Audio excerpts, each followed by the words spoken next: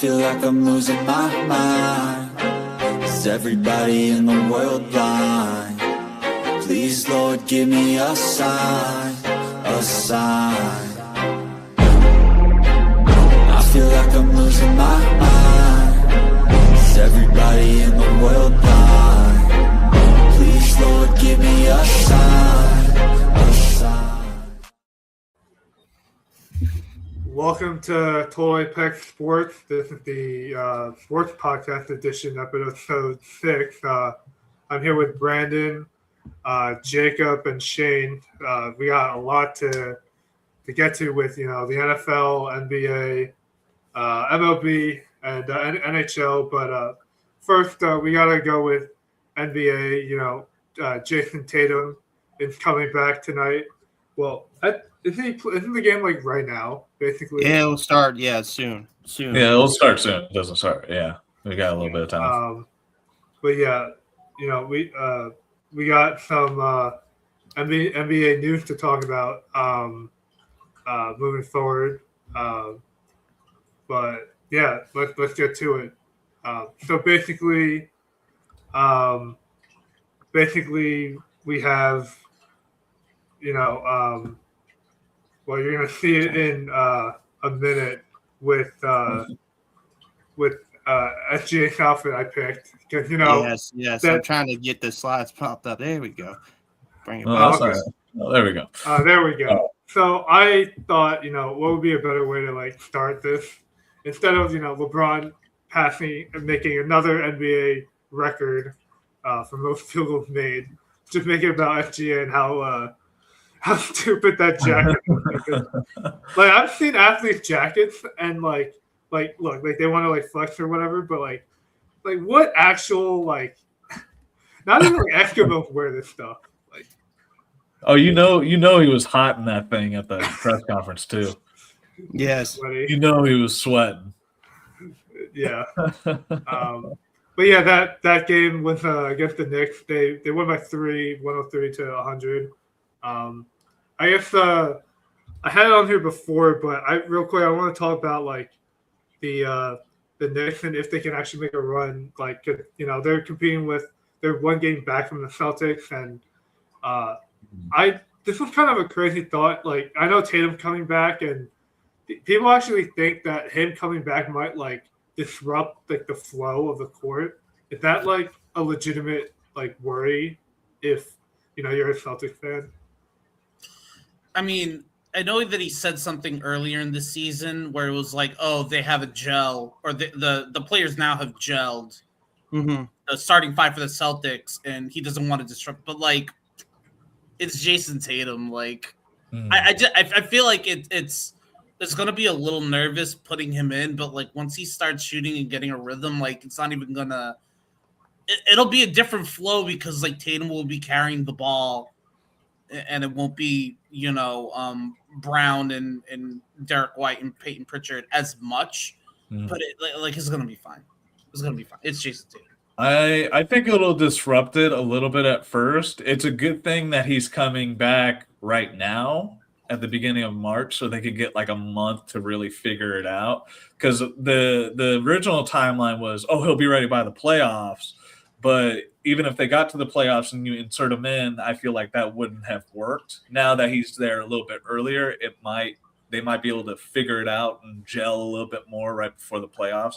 And I could see them making a run. Yeah, FGA, the best moments of the NBA. Yeah,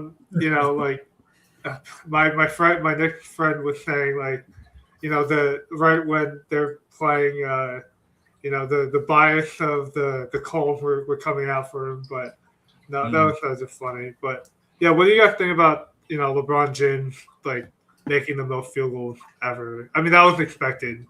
At the point, he's going to break basically every record.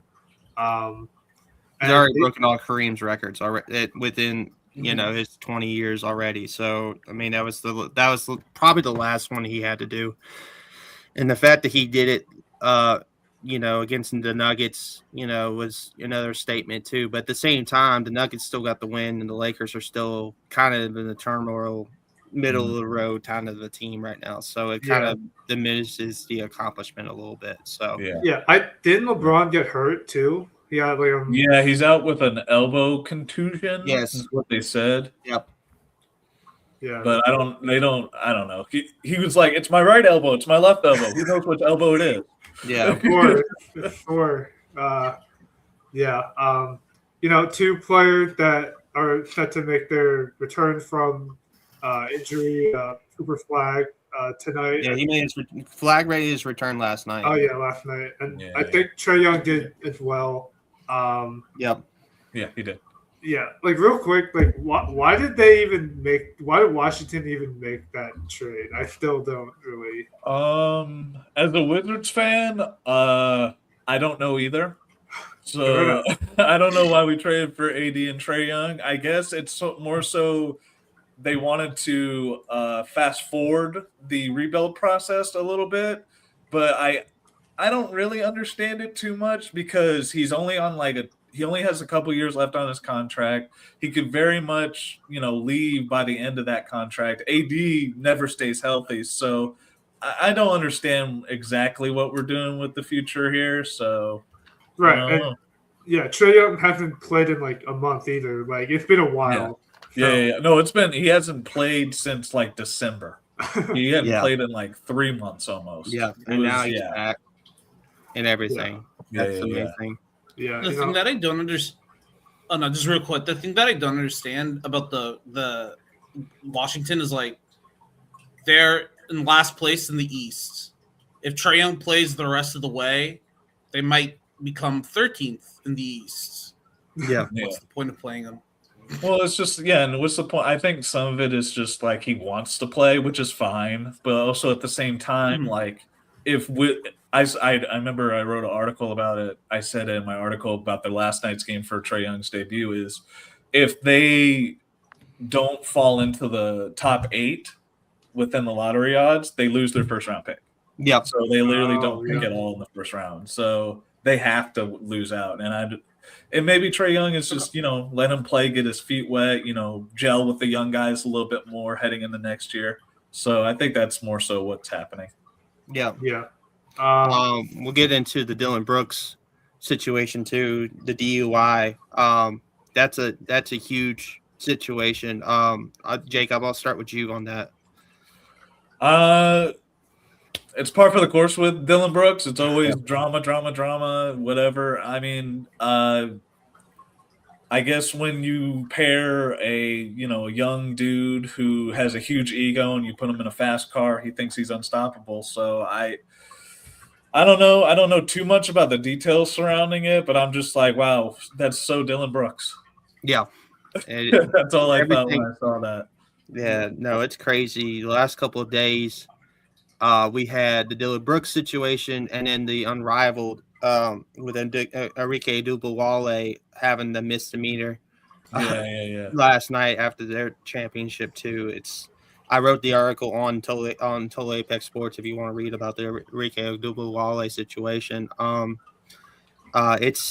It might be an interesting situation with her, but she played well in the unrivaled championship, scored 19 points for the miss in that game, and it just one wild night out in the town in Miami. So. Got a little too wild. A little bit too wild. I mean, Orlando Magic, they've been up and down this season, but they've had the NBA most 6-game winners this season, as the slide says here. So, who wants to lead off with that? The Magic so far. Could you explain the stat a little bit? It's the most 6-game this season. I'm pretty sure this season. Just for this season, it's game winners in general. Yeah. Okay. Yeah, I was shocked to see that stat because I didn't really hear that much about Orlando this year, so I didn't think that they were. Is it for the game winners? Is it against them or is that what they're doing? Oh, what they're doing. I'm pretty. What they're doing. Okay. Yeah. Huh. Yeah. Well, who wants to take this one real quick?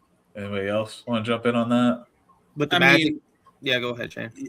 Oh no, I was just gonna say. I mean, the Magic do have a couple shooters. I don't think that they're like ready to compete for the East yet, but I mean, between Banchero, Desmond Bane, and I don't know. It's weird because they're missing Wagner. I feel like if they were missing Wagner and I read that stat, I'd be like, oh, okay. Yeah. Well, the Magic have, for the past few seasons, just been up and down all the time. And I think some of it is injuries because, you get Banchero's been hurt a little bit too over the past few seasons. Wagner's been hurt too. And so it's just been like, I think injuries have played a factor in that. And I also just think, they're still a relatively young team. So you're going to see those fluctuations. And I don't think they're an NBA championship contender, but I do think they could be a little bit of an underdog going into the playoffs, especially if they get Wagner back healthy. Yep. Yeah, so I looked into it. It's because of their late game defense. Like they've been holding teams to last minute, close games, and then they just end up with the final shot and everything. Yeah. So I found that kind of interesting. That's an interesting stat, yeah. And then we have a couple Warriors updates real quick too, to tie in. The Kristaps Porzingis mysterious illness in the Warriors' uncertain future, and it goes along with the Stephen Curry setback again being reevaluated another 10 days after the initial 10 days after the All-Star break. First, I'm going to say real quick too with the Kristaps Porzingis side of it, we've seen this illness from him before. It's probably the similar thing from when he was on the Celtics. So it'll be interesting to see. Do you know what it is though? It's like a chest, it was a chest thing from what I remembered. So is it like a respiratory thing? Respiratory. Yeah, that's what it was. Okay. Because when you say chest, I'm thinking respiratory. Okay. Mm-hmm. Yeah, he's had this for a while, and then he's had it up and down for the last couple years since the Celtics championship. So So it's crazy to see that. And then the Curry thing, Curry's going to come back whenever they decide, or they might just go into the lottery now if they get too far out of the play-in. Well, I mean, they're kind of competing right now, even with, having a roster just full of G League guys. They're still, pulling off wins somehow. I think they said it was another 10 days, right? Yes, another 10 days. Okay, so I feel like give him a little bit more rest, especially since he's older, I think could be very beneficial to them if they want to try and go, into the playoffs, especially going into the play-in, because I don't think they're going to be able to get out of the play-in part of the standings. So I think that'll be beneficial to them. Anybody want to take the lead on the Giannis one too? Yes. So he made his return the other night, obviously, with Giannis.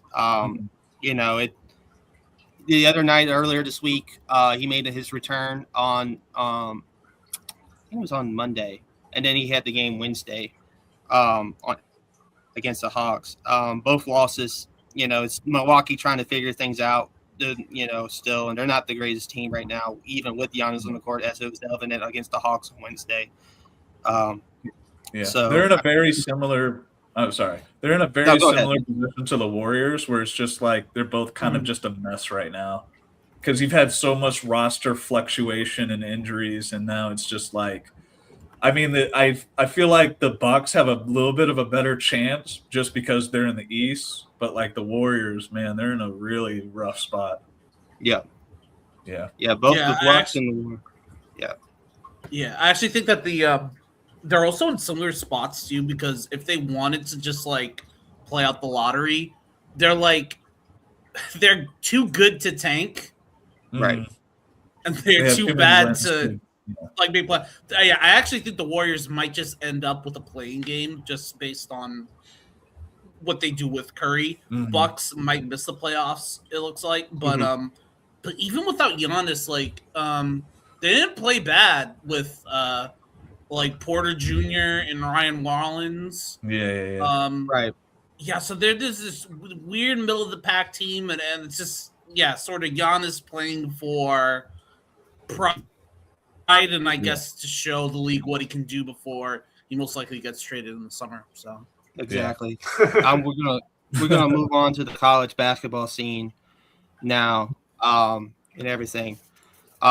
With first off, speaking of the NBA and the NBA lottery and these teams trying to fight for the lottery, there might be a situation we might not have the top pick right now in AJ DeBonsta. He might not leave for the NBA after this season. He said to, I think it was Bleacher Report that got this detail. First, I'm going to start with Jacob on this. What are your thoughts on DeBonsta might not be leaving BYU? He said a nice thing, but I do think he's leaving. So, yeah. I mean, how can you, like, when you're the top overall pick right now, like he was, now if he was, if Peterson was still the top pick, maybe this, him saying that would have had a little bit more weight to it. But now it's just, you're going to be the top pick. You're going to get a lot of money. He's going to leave. It was a nice thing to say, but he's leaving. Yeah, I heard the Benson. He's like, he's like in the big three with like Peterson and Boozer and but consensus is like there was like an issue with like Boozer, like he's good, but he's not like, people don't like consider him like the elite talent, So when you're considered in that echelon, I'm not sure why you wouldn't go for the NBA, like especially since the NBA like. Yeah. Top picks get a lot of money, so especially a lot more than what they have in NIL. Yeah. Shane, your thoughts on DeBonsta real quick? Oh yeah, I also think that that's interesting in terms of what it means for like, teams like Washington, Jazz, teams that are fighting for like because the thing that I've been hearing all season is that we have generational talent coming up in this draft. So if Diabonta decides not to, again, I don't know why you wouldn't want to leave for the NBA just with the money, but if he wants to do that and he wants to go to BYU again for another season, like, it's his decision, but also that sucks for all the NBA teams that want to draft him. That would be really interesting in terms of like, you get this top end recruit that you think is going to be a one and done, and he decides, I don't want to go into the NBA as a top pick yet. I want to stay another year in college. I think that would make an interesting precedent moving forward. Yeah. Jerry had this point about the NIL making these players thinking about it too. That's a good point. There's March Madness, like there's how BYU does in the tournament, like is that going to affect what decision he makes at the end of the day? That could happen. Yeah, I agree with that. Yeah, how far BYU goes. They have potential to go to Final Four if they can get on track, because they still got a good team. I have them as a Sweet 16 team just because as a Big 12 fan myself, but I don't think the injury to Richie Saunders has just. Oh yeah, that's the killer. If they had Saunders, then my Final Four prediction. Yeah. But it would have been true. Speaking of teams fluctuating right now. In college, Chad Baker-Mazara, the longtime college, former Auburn player, now USC. Well, now former USC, as he was dismissed from USC over multiple behavioral issues this season. Not just one incident; it was multiple things that caused him his dismissal, according to LA Times. Shane, I'll start with you there. What are your thoughts on Baker-Mazara? My thoughts are very interesting coming from like USC, because I feel like just in general, like athletics, like their programs don't tend to like have too many athletes that kind of step out of line. Of course, every college has some, but they haven't been in the headlines as much as like other colleges. And in terms of like Mazara's, record, like he says, like the record, it sounds like it's multiple things. So it sounds like USC was willing to let bygones be bygones for some of his infractions. I'm not necessarily sure exactly what the sheet's gonna say of what he did, but it sounds like they were giving him chance after chance, and then this was the last straw. So rough for Mazara. Yeah. I will show this comment real quick and respond to Jerry. Jerry, that was a parody. That was a parody. Yeah, we discussed that before the show. That's not real, man. That's not real, man. Go ahead, Jacob. Follow up that real quick. I mean, It's a good idea to dust off that LinkedIn if I'm Mazzaro right now. So, because he's been in the league, he's a 6-year player. He's been in the league for 6 years, and so I feel like, how are you as like a super duper senior still doing stuff that's just like questionable? Like I can understand a freshman doing the stuff he did, but they would still kind of give him leniency on that. I feel like USC was just like, look, you're a super senior. Like we can't do this anymore. Yeah. And I just think he kind of ruined his chances at the league a little bit, but I do think he'll probably go overseas more likely now that he's done with college. Andrew, you have anything to add real quick on? No, when I saw this headline, I saw he was like their best like shooter on the team. I know USC's record, like in terms of like, the tournament and everything, it wasn't great. So I don't even know like if they would have made it or not. But that is kind of like crazy. If USC did have a good enough team like right before the tournament, their best player, even if he's like older, like he just like they just dismiss him. That's kind of crazy. Yeah, it is a crazy development for a bubble team, to lose their best player in this situation. But it is. But from one crazy moment about a player's dismissal to a crazy moment on the court down in Pensacola, Florida, in the women's Sunbelt tournament. As a Sunbelt fan, this was crazy. So South Alabama and Coastal Carolina were playing on Wednesday afternoon to get to, through the Sunbelt's, bracket of destruction, as I like to call it, because it's like a ladder. They, basically you have to go through, and the lower seeds have the toughest time because it punishes the teams that don't do well. Anyway, end of the game, South Alabama and Coastal Carolina get into a scuffle on the court, which involves 7 players getting ejected from. I think it was South Alabama that had 7 players ejected, and it was like 1 player from Coastal. But the referee got knocked out for a couple minutes on the floor. Yeah, got a shot. Yeah. Yeah, and I think the ref's okay from what we've heard and everything like that. Now that's the thing too. The violence of the sport, shouldn't have happened. They got heated. It's into the season for these teams and everything like that, and they left it out there. But that scuffle was seeing it live and everything like that. I was like, oh gosh, not good. I've seen like NBA like fights. Obviously, like I'm surprised that hasn't happened. I mean, maybe it was just like they know better. They don't want to escalate it, but man. I saw that headline. If he didn't get back up, it was a she. It was a. Can I jump in real quick?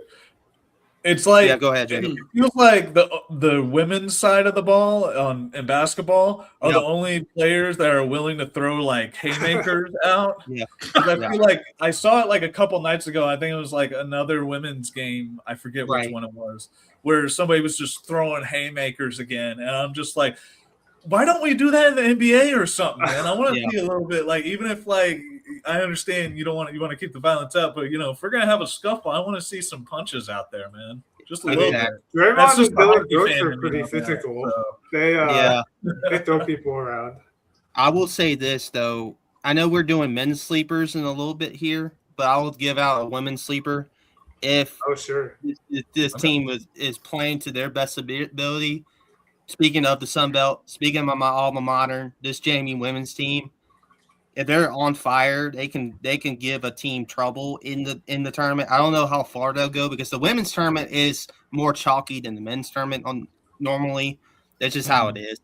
But if they win the Sun Belt and get the automatic bid, they'll be a dangerous 11-12 seed for somebody or in this women's tournament. Peyton McDaniel, great all-time JMU player.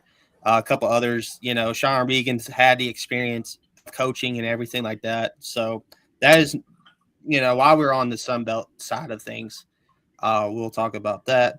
Cal State, and we'll move on to this Cal State Bakersfield news real quick. With a basketball team rocked by coach pimping scandal. Andrew, I'll let you lead this. There's not much to it. It was just something I saw. It seemed like it's from like a show or something, but apparently yeah. Well, there's some line going on about what part-time job the person had besides coaching. Yeah, I guess that's kind of how far I want to take that. Yeah, we're just gonna move on to the mid majors and stuff like that. This is where we're gonna talk a lot about Miami of Ohio. That dilemma. Here, Miami, Ohio is currently undefeated, the only undefeated team left in the nation. But they've had the 315th worst schedule this year. Their Ken Palm is not great. Their other metrics are not great other than their record. But the debate is, should they be in the tournament with a 30, and if they lose to Akron, say in the MAC championship, should they be in as an at-large or should they not be in? I think they should be in still, even if they lose to an Akron somehow and Akron gets the auto bid. Just because of the sheer feat of going the regular season undefeated. It hasn't happened. And every other instance it has happened, the team's been a 1 seed. You know what I mean? Oh, wow. We're not talking about Miami, Ohio being a 1 seed in this bracket. They'll probably be a 10 if they win the conference at most. Yeah. And they'll probably be like a 12 or 13 if they get, they at large, Yeah. So I agree with that. It's interesting to me. Yeah. I just think it's like a different sport than like if you compare it to like football where people lose their mind if a mid-major, goes undefeated. It's like, well, you have a bad schedule, so we're not going to rank you. Like it's, in March Madness, there are 64 teams. Yeah. So you don't have to make them a 1 seed. You can make them a 10 seed, like you said, Brandon. So that's why I feel like it's not as controversial if you're going to say, hey, they're a mid-major. They have a bad strength of schedule. They haven't played in, so we'll put them in as a 10. We'll put them in 11 and just see if they survive. Yeah.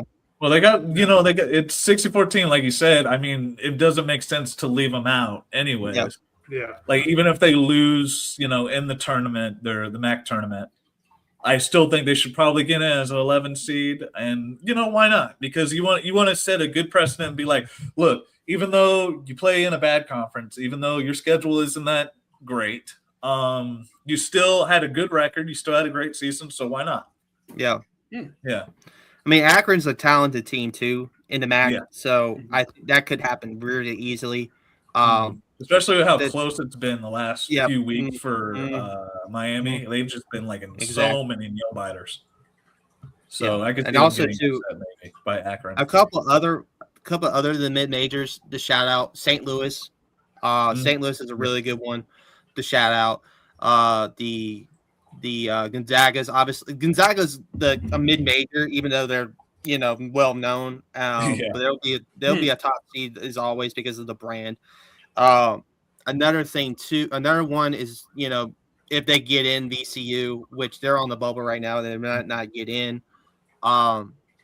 Obviously you've got your like other power conferences like that are smaller, like the Big East teams and UConn and St. John's. Wouldn't consider them mid majors, but they're like the teams that not many people are looking at when you think about, especially when the SEC right now with Florida is on fire. A lot of people are thinking about them. People are thinking about Michigan, Duke, Arizona, as Jacob's repping, and and everything. You got Purdue is up and down right now, as Jerry is commenting right now on YouTube live. Shout out Purdue. But I gave you some of my sleepers. I'll give you some more after y'all give me some. Give me some sleepers. I got one for you. They play in the ACC and they're currently 23-6 and ranked. Miami, Florida, because I think the way they've played this season, especially in a pretty competitive ACC, I forget their record overall. I think they'll finish with at least the third or fourth best record in the conference. I think the way they have turned things around, Jay Lucas has been an absolute steal of a coach for them. And I can see them being definitely a sleeper team when it comes to the NCAA tournament. I could see them going. I don't know if they could do a Final Four type of run like they did a few years ago with what's his name, Luriega, when he was the head coach there. I don't see them doing that. Yeah, I can see them getting at least as far as the Elite Eight. Okay, yeah, Miami. Yeah, I cut out when you said Miami, but Miami's definitely a good one. Shane, Andrew, do you have one real quick? The one that I was gonna say, I'm not sure how much of a sleeper would be, but like Kentucky. Yeah. I mean, they're 10-7, so they're good enough to get in. My thing, the reason why I'm interested about Kentucky is I'm always interested at what happens to winning culture when a team doesn't have the pieces that were. So Kentucky without Calipari, without your Anthony Davis, RJ Barrett, I'm wondering if any of the knowledge trickles down, and maybe just because they're Kentucky, I know they lost to Florida recently, but Florida's playing amazing. Yeah. So, can I throw out one more team that I just thought of? Texas Tech. Even though they lost, that was Top, they have been they've still been very elite. Yeah, and they have arguably one of the best resumes in the country, even though they're not ranked that high, and especially given the conference they play in. Yeah. But I do think you have players like Christian Anderson who could just get hot at any moment in the game. And I just think, you have that. You have Grant McCaskill as the head coach. He's been great for them the last few years since being hired. I just think they're definitely a sleeper team come March, even though they lost Toppin. Jerry's got a couple here too, UCLA and Wisconsin. I like those Big Ten shout-outs, especially UCLA as they've done it before as a lower seed. But my sleeper is, my friends will hate me for saying it because they're Tech fans. They're all Tech fans, Tech fans, I should say. I'm going to say UVA is a sleeper this year. Okay. I like what Ryan Odom has done with that program before. He's beaten the UVA, as a 16 in the tournament with the UMBC. Yeah. And he's actually made UVA kind of a more offensive team than the Tony Bennett era, and more modern. And I know they got blown out by Duke a couple weeks ago in Cameron, but I just like how this UVA team has looked so far this year, and they can make a run and everything like that.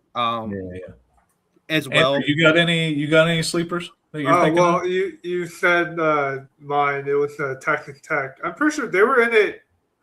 They were in it last year. They were. They were in it. Yeah. That was the one I would have probably picked. Florida has been good. Obviously, they were fun to watch. I don't know if they're technically a sleeper though this year. No, especially that's the defending national champion. They're going to be after the start of the year. Yeah, you might have said that, but they've been rolling the last 2 months. Last couple months, man. And one more team before we move on to the next slide. I would say Louisville too.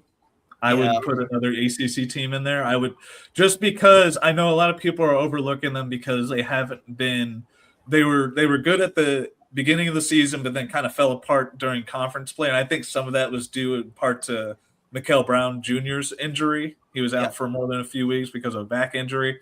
Right. But I think he's been rolling the last few weeks since he's gotten back, and I just think Louisville, they just have two really good guards with him and Conwell. So I just think if they could just stay hot, I think they could be a dangerous team come the tournament.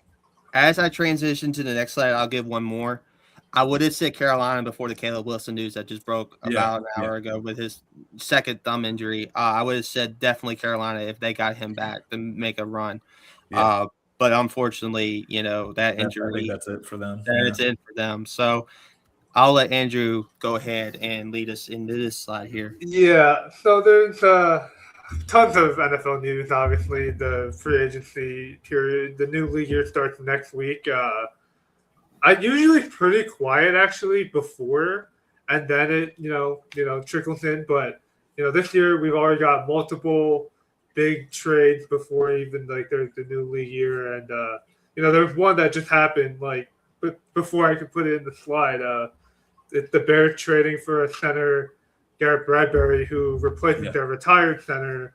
And I think that ties in well with the Chargers signing Tyler Biotish, the Commanders' starting center last year, because at least for a Ravens fan, this is good news to me because it's not a coincidence that these two teams wanted to get their centers. I mean, whether they're good or not, like that's not really relevant. It's just they intentionally wanted to go after those players. So maybe the Ravens extended Tyler Linderbaum. Who knows? But it's also too the Lamar situation too that might be happening according to Evan Sidri.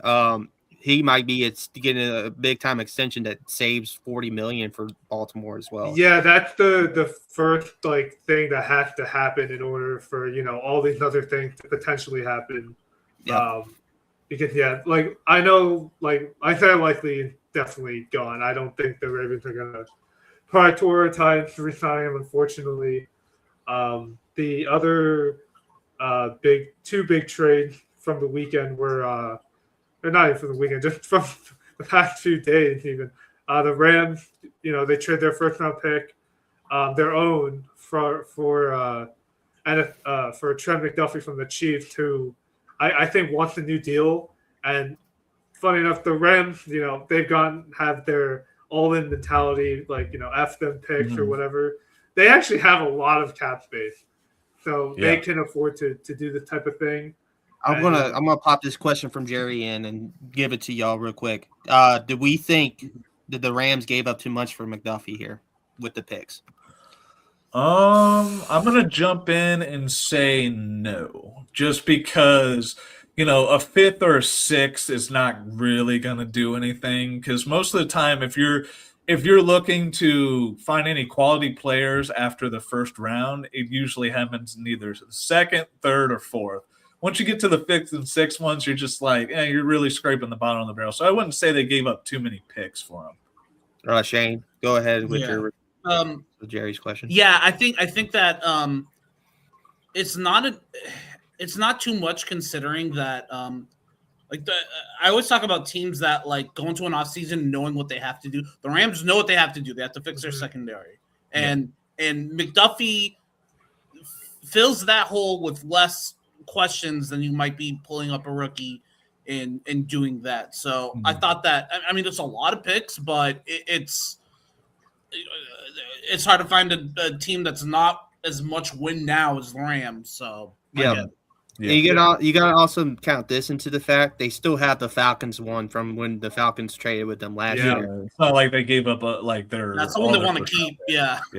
That's the one they kept. Yeah. They traded their 29th pick this year to the Kansas. Yeah. So that was a good call. They also the Rams extended their safety Cam Curl because they had a lot of players on defense potentially leaving and have all this cap space.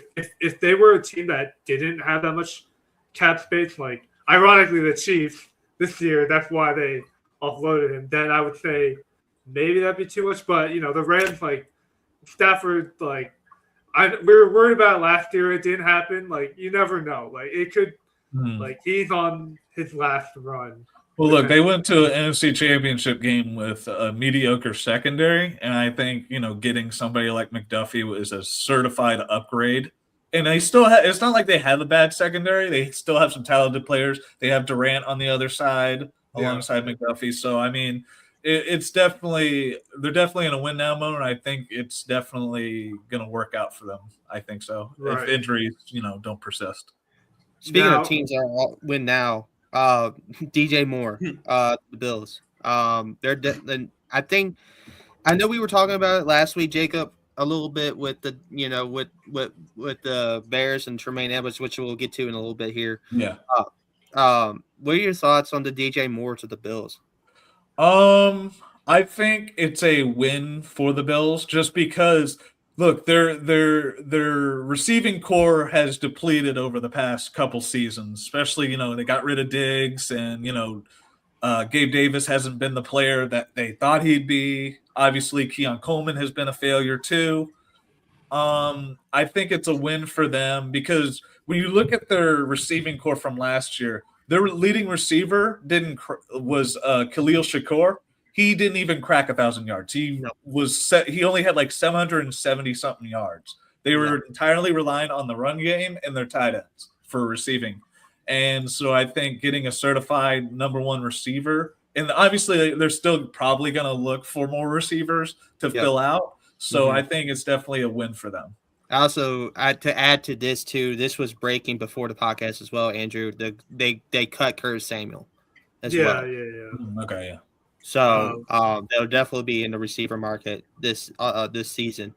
The secondary was a big problem for the Rams, and Jerry's right. They did need receiver bad and everything like that. Andrew, I'll let you move on to the Texans real quick, and Shane. Yeah, so they did a bunch of stuff. They extended. When I saw this, it's a kind of crazy number. So they extended to 1 year, like $40 million for 1 year. So they really want to have him for another season. Like, obviously freeing up Derek Stingley's contract, restructuring it, and then trading away the linemen to the Lions. Extending Trent Brown probably help push the money down further to even make that deal possible. But yeah, before we get to the Bills, because I have a thought on DJ Moore, real quick, Shane, you can talk about the Texans moves, and they also brought back Dalton Schultz for another year. Yep. Okay, yeah. So, like the people that they re-signed made sense. Getting rid of another lineman is like, okay, so does that mean you're bringing in someone that can protect CJ? Because here's the thing about them making the playoffs last year. That's great that they get to the second round. They lost to the Pats, who ended up going to the playoffs. But now you don't have a big number one pick. Now you're not getting the best potential lineman that's coming out. And so that's what, like, they're in a position where there's only one thing they need to spend money on, which is linemen, and I would like to see them do that. The Danielle Hunter thing is weird. It's like, how many Pro Bowls is he gonna make, and then they're just gonna be like, good job, another year, another year. But keep going up. Like next year will be like a 1 year, $50 million deal instead. I don't know. Yeah. And then in 2028 it'll be $51 million. But it's like, I don't get it. I mean, at least for Houston, it is a good year in free agency to go after linemen. There's a lot of them. Yeah. But yeah, going back to the DJ Moore stuff, it is interesting. They give up initially the report was like a mid-round pick, and then they say second round. That is not a mid-round pick to me. That is closer, that is closer to a first-round pick than an actual, like, I consider mid-round like third, fourth, fifth round. Yeah. But it is interesting also because they decided to trade and give up capital for DJ Moore instead of going after a free agent in the market. I mean, they still might do that.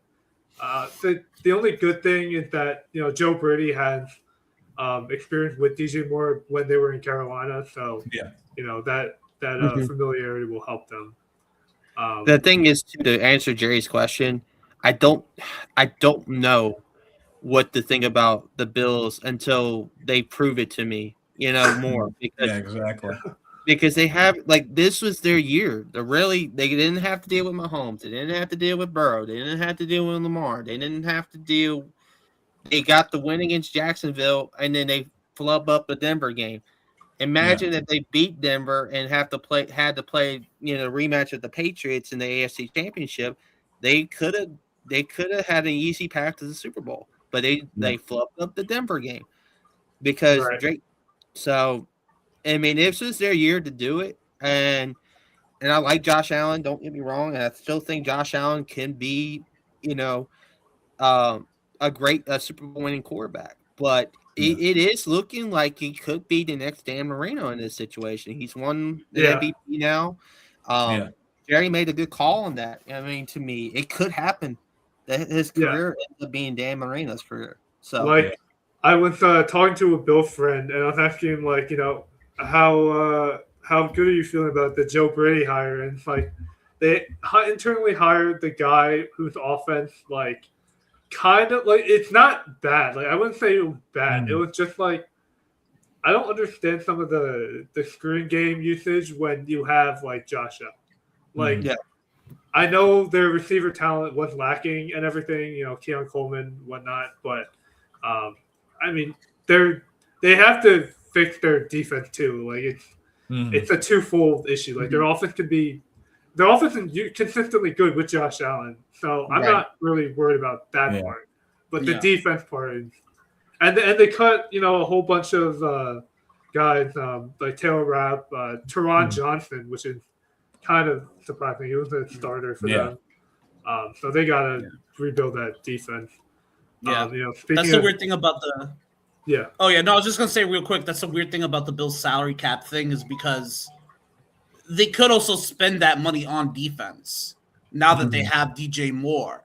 I think you can run DJ Moore and Shakir, and then you can just run double tight end sets. Yeah, because you have Knox and you can still get away with like a lot that. of stuff. Yeah, and again, if I was in charge of the Bills, I'd be keeping Keon Coleman, but we know they don't want to. I don't know about that. Let him play. So again, they could call it a day. They most likely will bring in some more wide receiver talent, but they could call it a day. Yeah. To get to some of this other stuff real quick too, before we move on to more NFL stuff dealing with free agency, Zaire Franklin stuff, and everything like that. The Colts speaking with teams about Zaire Franklin. I know Jerry will be upset or be happy about Zaire being gone probably. Wait, really? He's the all-time, or not all-time, the league leading tackler from last year. I will wait for a comment from Jerry because Jerry he knows best about that. So you're saying tackle stats don't matter? Yeah, he might not be the greatest Zaire Franklin guy. Yep, there it is. There's the comment. There it is. I was waiting. There's the Jerry I know and love. I was wishing, we already had the guest list and everything like that. That's why Jerry's commenting and bringing some energy and everything like that. But Zaire Franklin is one of those guys for him. He's not the biggest fan of, and he could dive in way more in depth about that. I'll slide to the Jacoby Brissett stuff. Day 3 pick. That's interesting for Arizona. Getting a day 3 pick for Jacoby. I could see Minnesota doing that. Yeah. Real quick for that, they cut Kyler Murray, right? Why would you then even entertain the idea of cutting the guy who all of the Trey McBride lovers are gonna love from last year? Yeah. Don't hurt his stock. Yep. And then a few other things too. Kyle Pitts could be moved for draft capital essentially. So I guess they tagged him, so it could be a tag and trade. Andrew, is that what that is talking about there? Or that's something I saw, and I guess it could happen, but I guess it depends on if they could get a long-term deal done because brand new ownership. I don't know what they're thinking. The plus side is he's 25 still. Yeah, He's still young. Not even close to his prime yet. I don't think he can build off of the surge he had last year. But yeah, the Niners they hired Matt Eberflus at their. It's funny, so you have the defensive coordinator, but then you have the assistant head coach of defense. That was the actual wording of what he's gonna do. It's basically what Gus Bradley's role was before Saleh took him with him to Tennessee. The same role that Gus Bradley had. Yeah, it's not a position coach. It's just you're here. Yep. for Well, at least they didn't make him DC, so that's a positive for the Niners. Right. And then we have Miles Garrett citing for speeding again. His ninth 2017. Him and LaMelo should not talk ever. they would be like in $1 million of with the tickets and whatnot. Jeez. But yeah, I don't understand why they just I don't know what goes into that decision making. At least it wasn't a DUI, But yeah. Yeah. It could be a lot worse. It could be like the Dylan Brooks situation. Yeah. Yeah. Or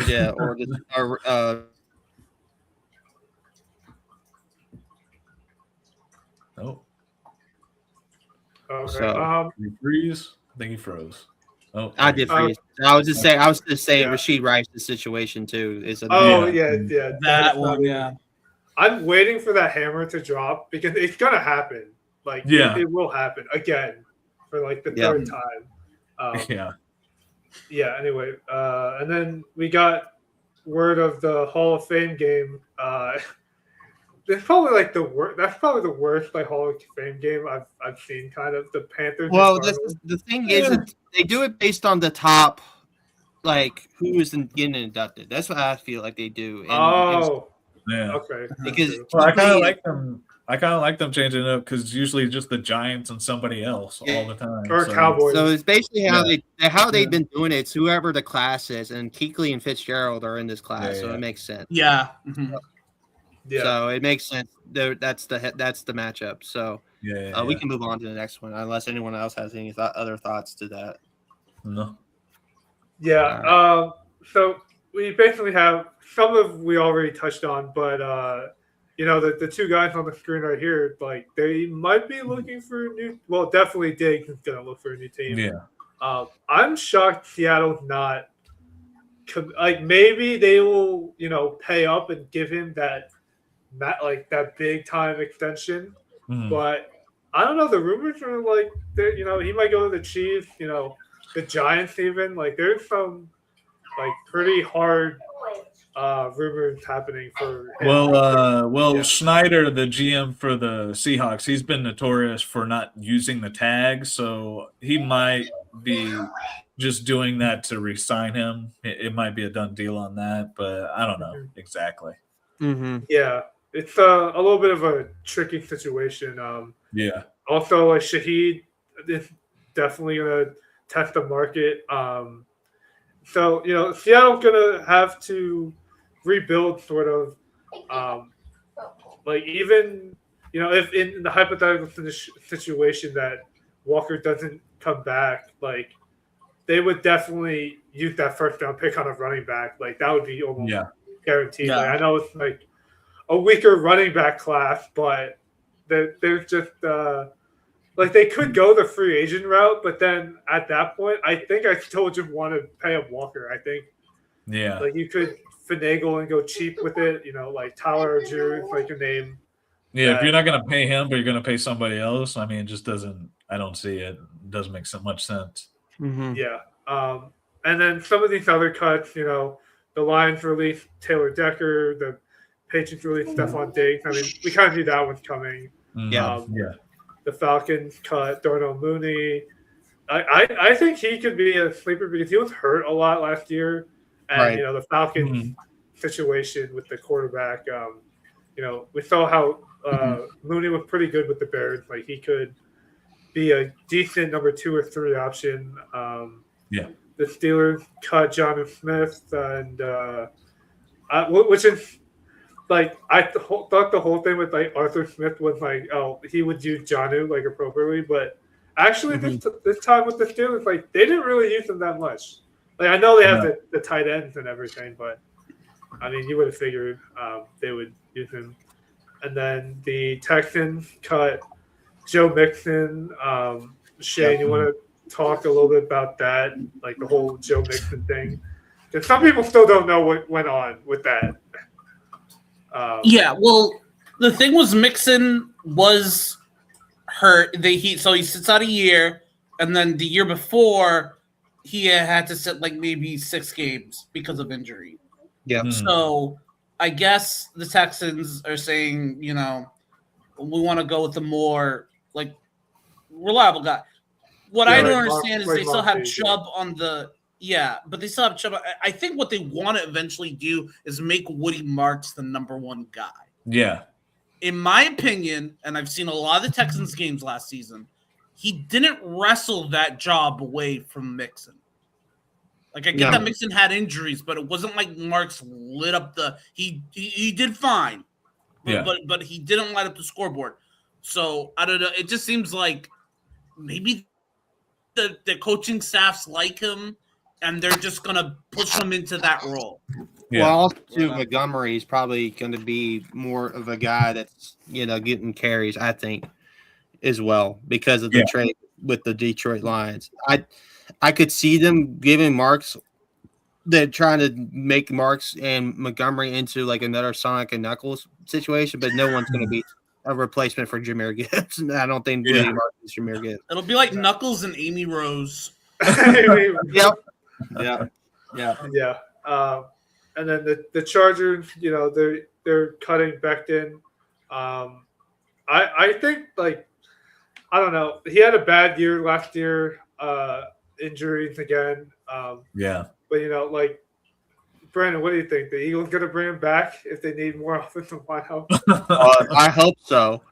I hope they bring Mekhi Becton. Just a little depth. We don't need him to start, but depth will be helpful. Well, be honest, I've seen some people wanted him to come back to start over Steen. That's the thing. So man, those like top picks, like you can't like they're so like athletically gifted and like just put them anyway. It's hard to give up on them, but the Vikings they continue with their changing of their team. Basically, they cut Jonathan Allen. That's gonna be a good get for a team. And the Saints are gonna let Cam Jordan test free agency. But I want to talk about a little bit about the Vikings because they're basically cut like all their veterans on their team. Yeah. I kind of haven't really seen that after like I know they fired their GM, like I get it, but man, like it made the free agency pool, like when we did our preview, like I wish we had all these other guys in there. Like that would have bumped that up. And then the Bears cut Tremaine Edmonds when he was rumored to be traded. He's been in the league like 7 years or like 8 years, and he's like 26 or whatever. It's like the longest, like he's like the oldest 25-year-old. He's like Calvin kind of. But anyway, and then the Vikings. I guess it's like a trend with like centers.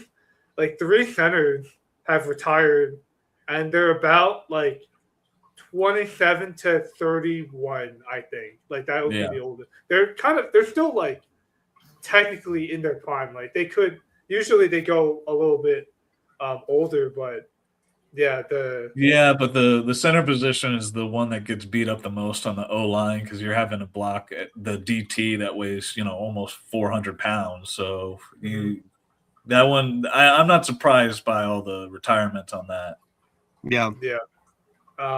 And then real quick, the Rams, they have extra money to spend. They bring back Tyler Higbee. They have a bunch of tight ends still. They drafted Terrence Ferguson last year, and then they have, what was his name? I'm forgetting his name. He was really good for. Parkinson. He was really good for fantasy late in the year. They're gonna, they're going all in.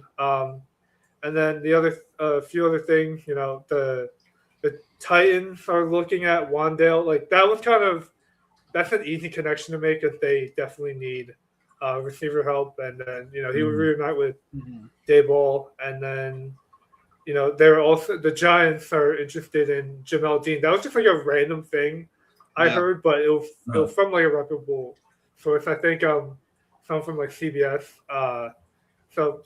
They definitely need cornerback help, and the Bucs running back situation could be interesting because I'm pretty sure earlier this offseason I thought Rachaad White was gonna I think he's going to test the market too.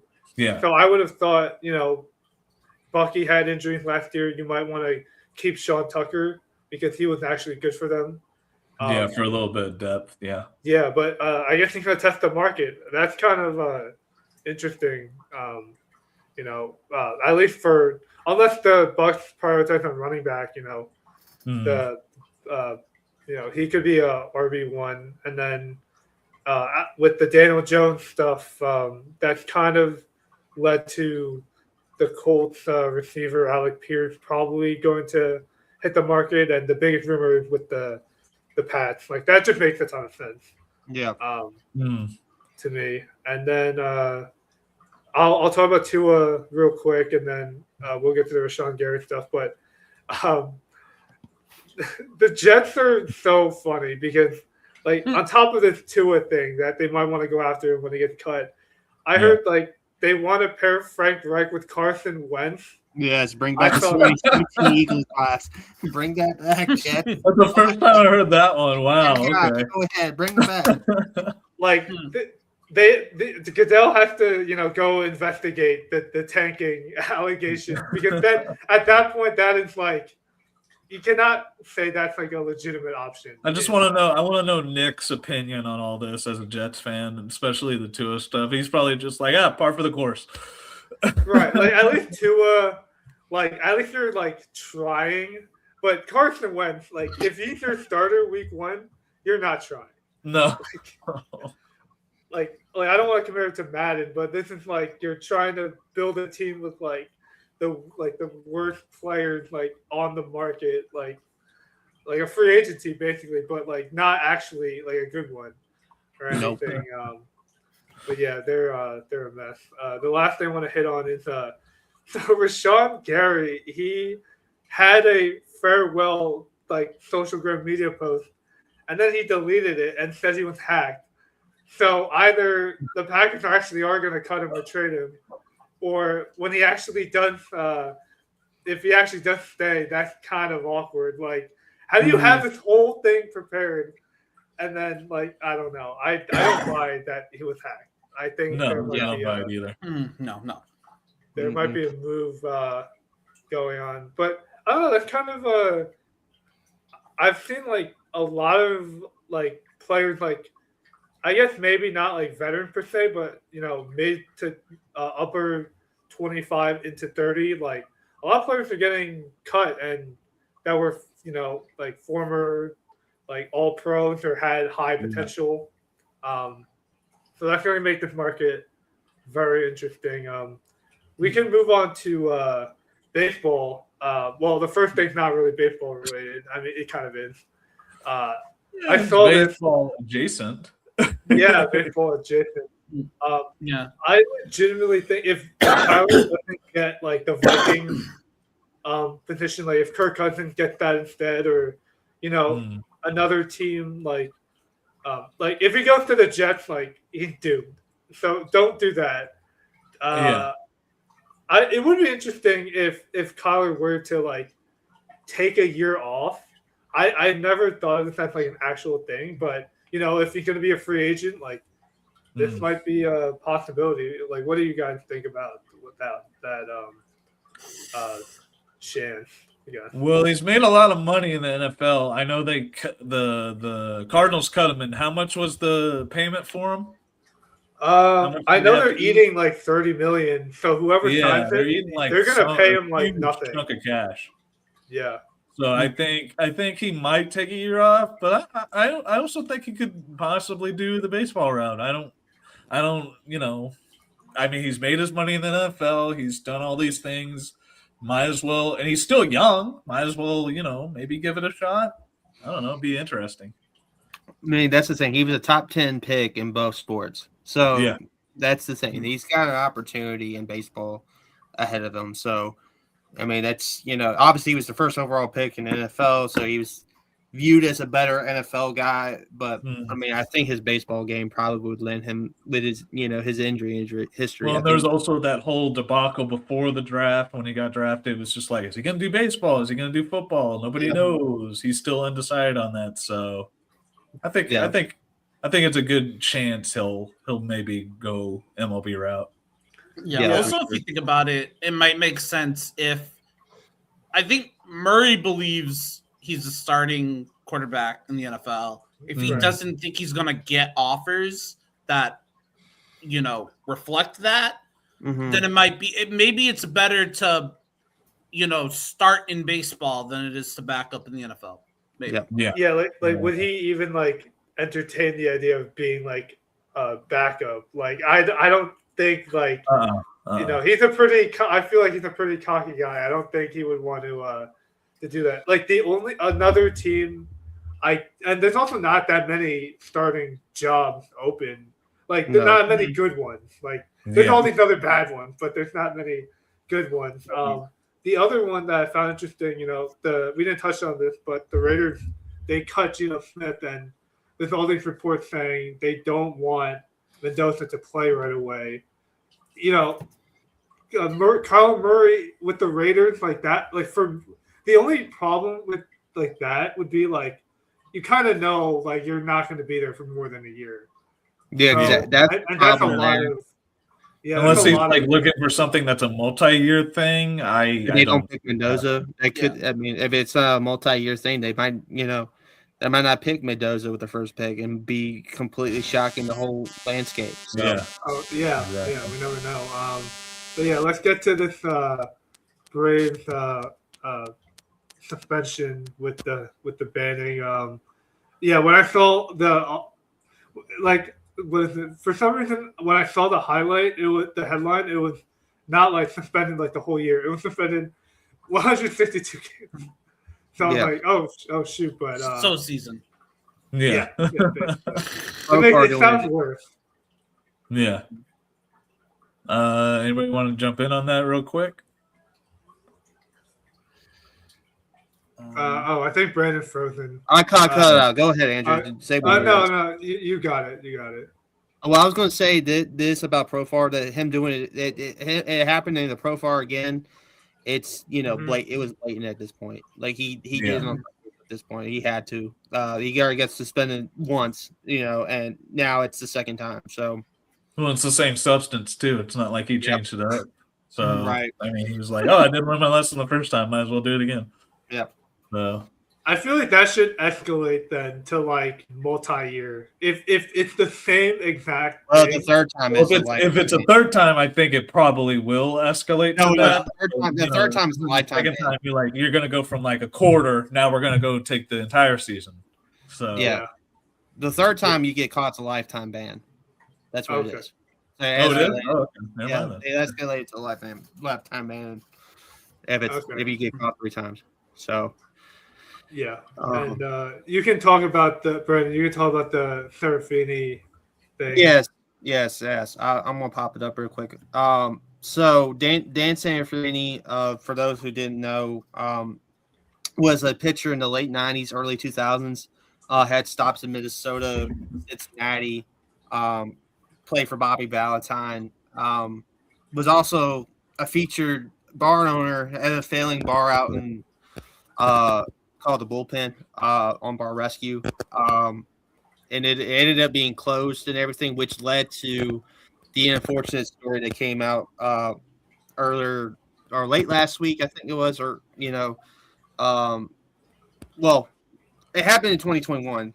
I'll say this: he ended up murdering his in-laws, Robert Gary Spoor and Wendy Wood. Now, Wendy Wood survived the initial attempted murder, and she committed suicide a year later, and everything like that, and out in Lake Tahoe, because they had a lot of money and everything. It was him and his wife were in an open marriage, and his lover and him premeditated everything, and he ended up getting sentenced to life in prison on February 28th. Out in California, it's an unfortunate situation and everything like that for that family. To Serafini himself, he deserved every bit of it for what I've read on the situation. The dude was just wanting money and everything. There's plenty of articles out on the situation. If you want to look into it more, a lot of videos on it, and the one thing I'm going to highlight before we move on is the sister of his wife and obviously daughter had had a really impactful statement, saying that he didn't show remorse. He Oh, I think phone's again. holding. I cut out. Sorry. Yeah, Keep going. So I'll say this again. So Adrian Spoor, the sister of his wife, and obviously the daughter of the Spoor family, had this to say: Dan showed no remorse. He cashed in a $200,000 check made to him from his victim's account just weeks after holding a gun to her head and pulling the trigger. So you can tell it's not a good situation there in California for the former MLB player. So we can move on. I just wanted to get that quote in there real quick. So yeah. We've talked about it a few times, but the players union for the MLB potentially gonna have a lockout, and they're preparing for it. What is the outlook on that, and how early do you think will it happen? I mean, we're kind of in spring training for the upcoming season. Like, do you think it will just happen like next year? Or I think it's definitely a next year thing, because I do think this year I think they'll play this year. I think we're already in spring training, so it's already pretty much guaranteed at this point. But I mean, it's been something that's been talked about for the last 2 years, ever since the Dodgers started doing what they're doing. So I'm not surprised that we're probably gonna be in for a lockout next season.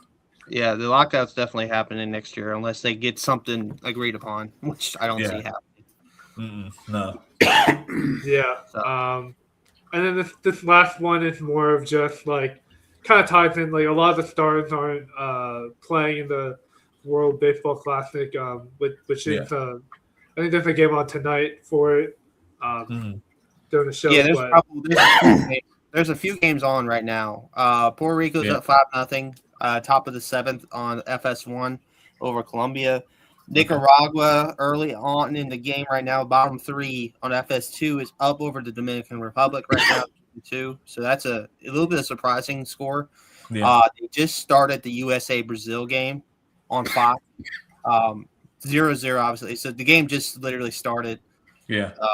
So I mean, USA is got Logan Webb on the mound. They should be favored over Brazil. But as I just highlighted, Nick Early still in that Nicaragua Dominican Republic game, but that's a shocker right now. Yeah. Japan has been dominant. To Jacobs, pick last week to make the final, 13-0 earlier this morning against Chinese Taipei, and everything like that. And Cuba won. So we've had games in Mexico. We've had big time games and everything like that so far. This list of 26 mostly is the U.S. guys, but obviously Otani's probably not on it. He's the best player in baseball. So yeah, the World Baseball Classic has always been sort of. I think injuries have also played a factor, and some players not wanting to play, like especially Corbin Carroll and Lindor. So I think that's a reason for it, and also it's just like. You do it at the same time as spring training. I feel like if the World Baseball Classic was kind of like what the NHL does with the Olympics, was in like the middle of the season, where it's like instead of the All-Star break, we have them just doing the Olympic stuff. I think if they did the World Baseball Classic for the All-Star stuff, I think there would be a lot more star players in it than right now. Mm-hmm. Right. How long is the Classic? Like, does it go into the actual MLB season? No, so it's 7 games. It ends before the season starts. So it's just 7 games for each team. Yeah, it ends right at it doesn't end this. Does it? Is it end this month? I think is it? No, it ends. I can tell you, it ends the 17th of March. Oh, so okay, yeah.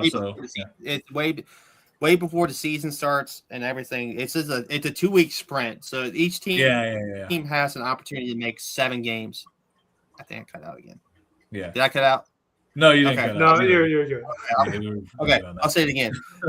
It's a sprint. So they play four. I think it's four group games they play. Each team plays, and then the top two make it to the knockout round, stages, and then they go from the knockout tournament to the two teams. Final teams will play for the championship on March 17th. Yeah. So Okay, gotcha. But yeah, we can move on to NHL. We had the NHL Trade Deadline today, earlier in the afternoon. So the trades on here were from, let's see, they were from technically like last night, I guess, but yeah, we have an updated list. The LA Kings acquire Scott Lofton from the Toronto Maple Leafs for a third-round pick. Man, like if I thought like. I mean, NFL trade deadline or NFL trades are usually pretty crazy. NBA, obviously. yeah. But yeah, well, there NBA is were more of the big dogs, more of the big star trade deadlines. That's why it's so popular. Yeah, Yeah. I mean, the had, NHL one it's huge if you have like the parent in trade in February. A lot of the bigger trades happen earlier through the NHL cycle. They try to get things done, especially this year with the Olympics break. They try to get things done. If they do it in the middle of the season, they try to get it before the trade deadline with the bigger stars.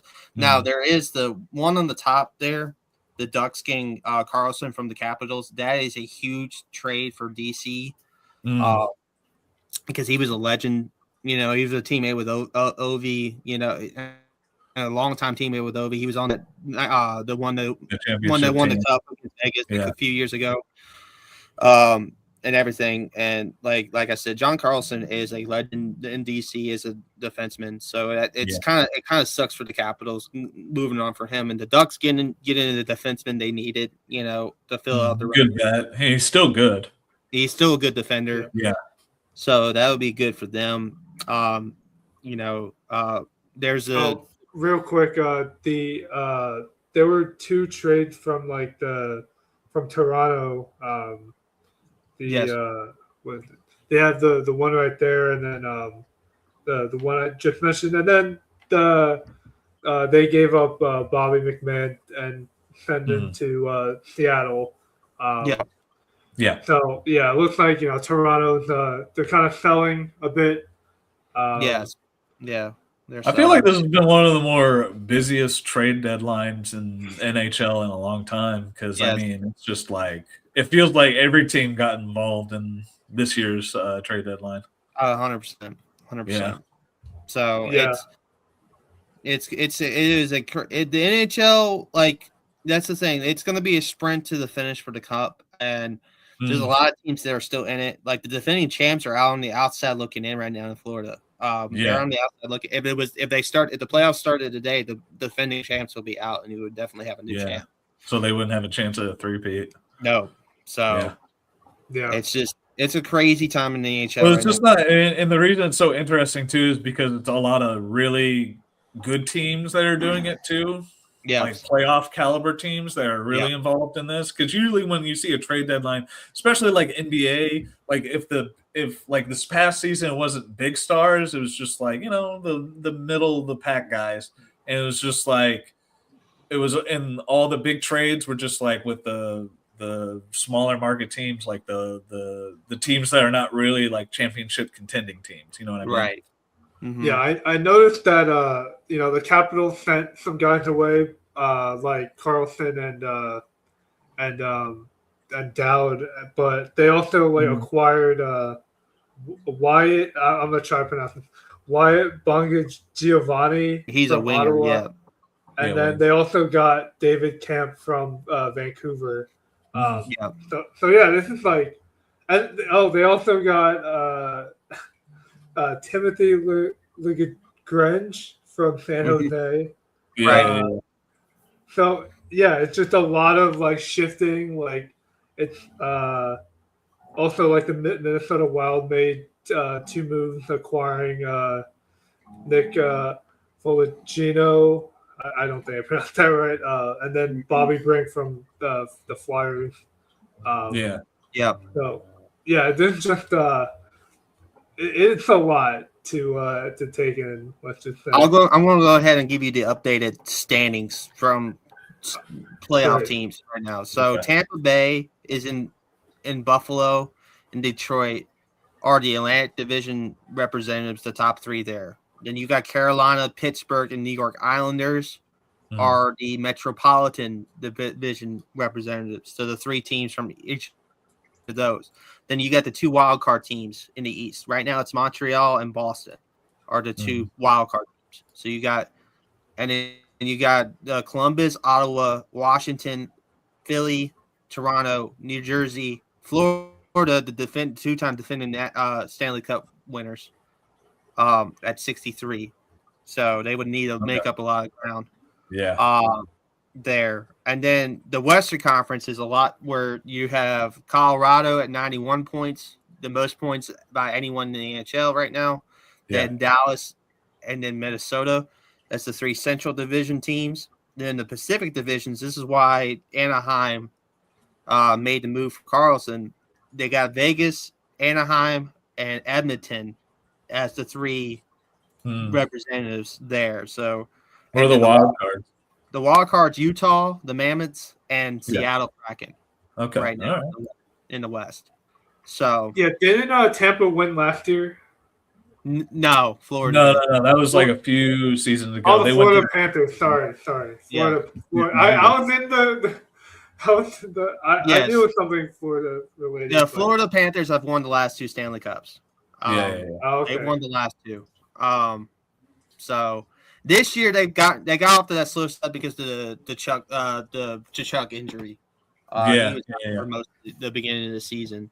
And then he came back along with in the middle of the year before the Olympic break, and then he went on with the rest of the Team USA and won that gold.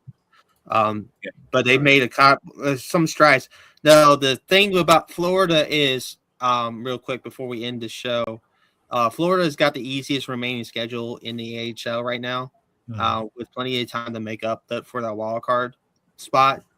It might be too little, too late, but they got an opportunity to win these games late in the year. So you can give them a chase. And they were currently, as I saw earlier, they were up 1-0 over Detroit in the second year. So that would be a good start for them for their playoff chase. So yeah. One last thing, not to go back to the NFL or anything, but I did see I don't know if this is a legitimate source, so don't take it for anything, but apparently Howie Roseman got a first and a third from the did you see this, remember, from the Pats? Yeah, I did. I did see this. Yep. So hypothetically, if a team were to actually offer that, do you think that's enough for AJ Brown, or just it's not worth it? Well, if they add a player in there, I think it will be, but I don't know. It's just from the draft pick perspective. Yeah, first and a third. No, it should be a first and second if you do it. Yeah, first and second, and maybe a player. Because even though AJ Brown has had his issues, he's still a top quality receiver in this league. So yeah, for sure. I mean, for me too, I don't want AJ Brown gone. I'm selfish in that way. I know we got a Patriots fan Shane here that probably wants to have an AJ Brown type of receiver with Drake May right now, but I'll say this: as an Eagles fan, he is our receiver until proven otherwise. I will say that 100%. I would be happy to give you a player for him. I'll put it that way. Well, who are you guys going to give up? Yeah. You need somebody that's at least a Pro Bowl caliber player. Yeah, you can take a Pro Bowler for AJ Brown, sure, yeah. You would take Drake May. He's gone in the first and the third. Oh man, he'd be a great backup. We'll give you Hurts and Brown. We'll get Drake May. Is that cool? No, let's not trade. No, yeah, we don't want it. We don't want real life to get into Madden trading. Yeah. Madden trading. Seagon and first and the third. You can have them. You can have AJ. If it works on Madden, why not work it in real life? Come on. Yeah, I always see the Ravens they're always in the mix of these the Max Crosby, AJ Brown trade talked about. I don't buy it. Like it might be a John Harbaugh thing or a Ravens thing, but they're in like based on their history, they're in the tier of they're the best team to almost get somebody every year. It's like insane. But yeah, that's gonna do it. Yeah. There's also the Jalen Carter rumor too for Max Crosby, and I would not be happy. Never in a million years on that. Unless Carter and Crosby are together on the same line, no. No, don't do it. Yeah. Right, because you're assuming that they're not giving up that number one pick. Like, also, like theoretically, hypothetically, what would the Eagles even do if they got the number one overall pick? Like, it just doesn't make sense. Like, that you're settling for day 2 pick. Like, I don't think that would make sense at all. But that's gonna do it to wrap up the show. Brandon, what you got going on this weekend? Honestly, next weekend for Selection Sunday.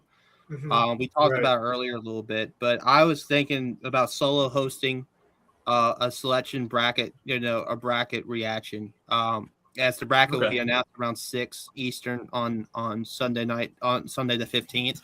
We can pop on here around 7, like we normally do, and have to wait till it actually fully releases before then. So it might be like about 7:15, before we go live and everything like that. Yeah. Because when are the conference tournaments done? By at least Friday or Saturday, right? By next weekend. By Saturday. Because Big 12 starts at least on Wednesday. I know that for the first round. So some of them are done on Selection Sunday. On Sundays. I think the SEC's done on Selection Sunday. Big 12 will be done by then. Yeah, I know that. So that's the thing with that. So I will have a show solo hosted, me and a couple, maybe Jacob on, Jerry on. I might have a guest on the way. We'll see. I haven't decided. If I just wanted to say too, I'm excited for the Selection Sunday. I hope Duke is in the East bracket because I am going up to Greenville for the first round. Yep. So I'm hopeful that they are in the first session they would be in the second or at least third session for my time there in Greenville. So I'm hoping Duke's there because I would love to see them play. Yeah. Oh, wait, Jacob. We didn't talk about Arizona. Or are they not? Like, what do you mean specifically? Like, do I think they have a good chance of winning? Yeah. I think we put together one of the best resumes in college basketball history. I think we have a huge chance of winning, especially with our bracket because we're currently slated for the West, and it's not that tough of a bracket. So, I mean, when I look at it, it's like the South bracket, I think, has Florida and who else was in there? Maybe Michigan in there too. That would be a dog bracket, but thankfully we're in the West bracket. So I think, when you combine the fact that we have a great team and we got a beneficial bracket, I think our chances of making our first Final Four since 2001 are pretty good. Yeah. Oh, okay. That's good to know. No, but yeah, like I haven't dug too much in the weeds of the Final Four stuff, and I know you went to Arizona, so I had to see. Yeah. They asked me about that. Yeah. But yeah, we have some NBA stuff going on this weekend as well with betting and game previews. Yes. Jacob, what do you have in terms of like writing wise? I have a few things. I'm doing at least a couple rivalry games for college basketball recap this weekend. I'm doing the Duke North Carolina game and then the Michigan State game. Yeah, both games will be the end of will cap off the regular season for their respective conferences. Yep. In terms of other stuff, I think I'm doing one NBA game as well. I know I am currently the beat writer for the Washington Wizards for Total Apex. So anytime anybody needs, some news on Washington, I got you covered. Yes. Nice. Yes, we are starting a new system. I will be covering maybe some Eagles stuff that come out. Maybe this A.J. Brown situation might get resolved in a couple of days.